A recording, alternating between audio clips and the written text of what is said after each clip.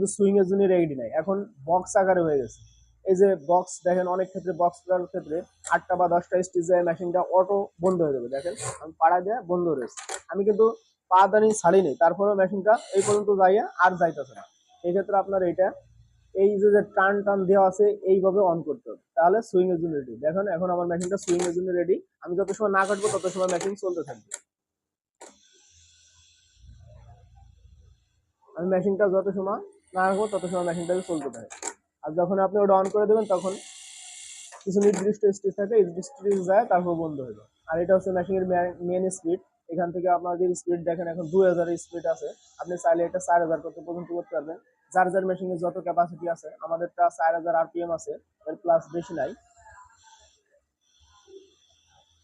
আপনি চাইলে এটা থেকে বেশিও কম করতে পারবেন।